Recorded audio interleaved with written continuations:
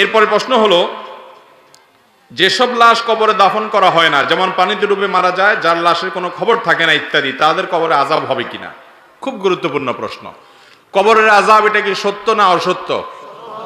আযাবুল কবর হাক্কুন, কোরআন এবং হাদিস থেকে সুস্পষ্টভাবে প্রমাণিত। আহলুস সুন্নাহ ওয়াল জামাআতের আকীদা বিশ্বাস হলো মানুষের মৃত্যুর পর কবরে তার সওয়াল জবাব হবে, প্রশ্নোত্তর হবে। এই প্রশ্নোত্তর যেটা মুনকার নাকির ফেরেশতা করবেন প্রত্যেকটা মানুষকে, সবাইকে এই প্রশ্নোত্তরের মুখোমুখি করবেন, এটা হবে। এখন কথা হলো, কবরে যে ব্যক্তি শায়িত হয়েছে, স্বাভাবিক মৃত্যু হয়েছে, দাফন হয়েছে লাশ, তারটা তো বুঝে আসলো। পানিতে ডুবে মারা গেছে, তার তো কবরে যাওয়ারই সুযোগ হয়নি। বাঘে খেয়ে ফেলেছে, বাঘের পেটে চলে গেছে, তার শরীরের সাথে মিশে গেছে, এই ব্যক্তির কিভাবে প্রশ্নোত্তর হবে? এর উত্তর হলো, আল্লাহ রাব্বুল আলামিন প্রত্যেকটা মানুষের শরীরের ধ্বংসাবশেষ যেটা যেখানে যে অবস্থা আছে ওই অবস্থায় প্রশ্নোত্তরের মুখোমুখি করবেন। ধরুন একজনকে বাঘে খেয়ে ফেলেছে, কুমিরে খেয়ে ফেলেছে, আগুনে পুড়ে ভস্ম হয়ে গেছেন, ছাই হয়ে গেছেন।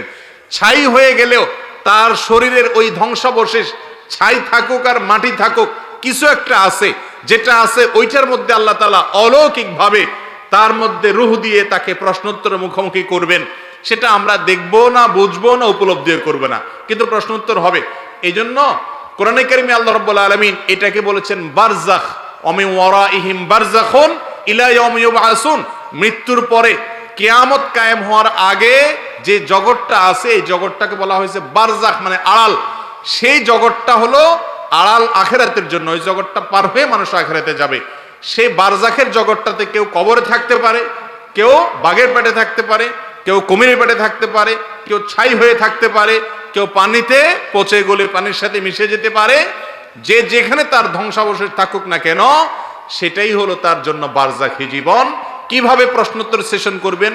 আল্লাহ রাব্বুল আলামিন যিনি শূন্য থেকে, নাপাক পানি থেকে মানুষকে সৃষ্টি করেছেন, তার জন্য অসম্ভব বলতে কিছুই